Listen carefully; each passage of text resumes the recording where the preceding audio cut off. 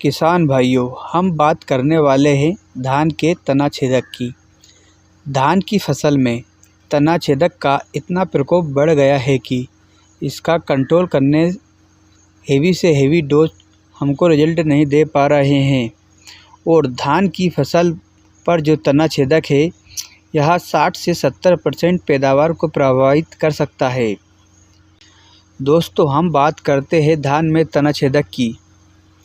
2-4 साल पहले इतनी बड़ी समस्या नहीं थी। पहले हम धान में कोई स्प्रे नहीं करते थे, तब भी फसल आ जाती थी। समय के साथ तना छेदक में इतनी रेजिस्टेंस पावर आ चुकी है कि हल्की फुल्की दवाई तो इसमें काम ही नहीं करती। तो कौन सा डोज काम कर सकता है, तो हम इसके बारे में बात करने वाले हैं। दोस्तों, इससे पहले यदि आपने हमारे चैनल को सब्सक्राइब नहीं किया तो आप चैनल को सब्सक्राइब कर लें।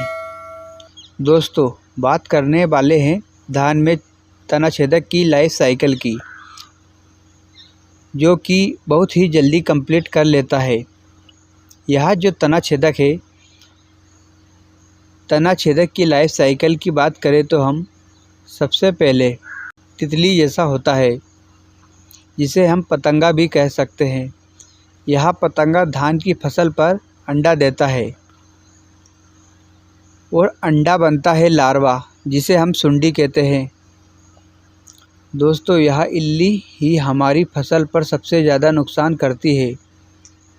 धान का जो तना रहता है उसमें सबसे ज़्यादा अटैक करता है, उसे काट देता है, उसे पूरा ख़त्म कर देता है। अंडे से जो लार्वा बनता है काफ़ी विस्फोटक बन जाता है और हमारी फसल को बहुत नुकसान पहुंचाता है।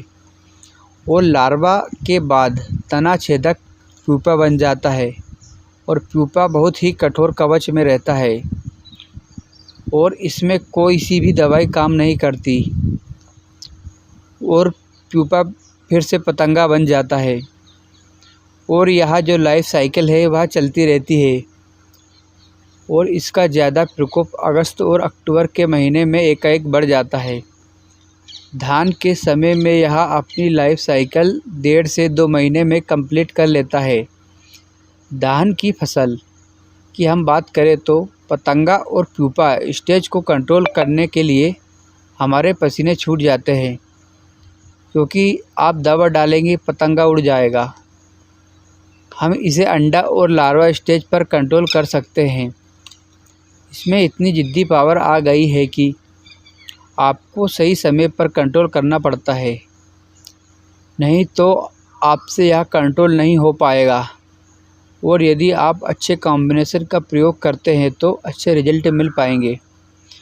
दोस्तों, जैसे कि आप धान की फसल बुवाई करते हैं तो 15 से 20 दिनों के अंदर आपको आपकी फसल में फुदका दिखाई देने लगता है और 15 से 20 दिन बाद यह अंडे देता है और अंडों से 15 से 30 दिन के बाद लार्वा बनता है, जिसे हम सुंडी कह सकते हैं। और इसी अवस्था में फसल को काटकर सबसे ज़्यादा नुकसान करता है। तो जब आपकी फसल 15 से 20 दिन की हो जाए तब सिस्टमेटिक कीटनाशक का उपयोग खाद में देकर करना चाहिए।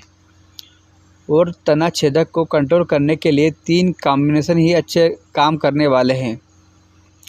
पहला कॉम्बिनेशन आता है FMC की फर्टेरा, जिसका उपयोग 3 किलोग्राम एकड़ की दर से करना चाहिए। यह दानेदार फॉर्म में आता है। इसका प्रयोग 20 दिन की फसल में प्रयोग करेंगे तो बहुत ही अच्छा रिजल्ट मिलेगा। यह सिस्टमेटिक इंसेक्टिसाइड है।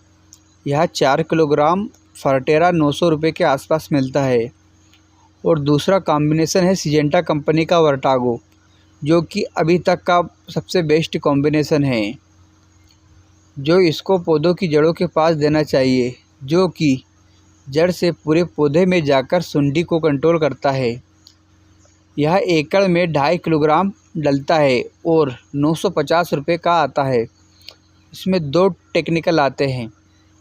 दोस्तों, फर्टेरा और वर्टागो में हमने सबसे पहले नंबर पर वर्टागो को रखा है। यह बेस्ट रिजल्ट देने वाला अभी तक का बेस्ट कॉम्बिनेशन दानेदार फॉर्म है और इनको देने के समय खेती में नमी होना बहुत ज़रूरी है। इसमें स्प्रे करना भी बहुत ज़रूरी है जो कि फुदका कंट्रोल करता है। दोस्तों, हम पहली स्टेज में फुदका को कंट्रोल करने के लिए जो सिजेंटा कंपनी की इंसिपियो कीटनाशक आती है, आप इसका प्रयोग कर सकते हैं। यह एक नया टेक्निकल है और बहुत ही अच्छे से काम करता है। दोस्तों, वीडियो अच्छी लगी तो लाइक शेयर कमेंट करना ना भूलें।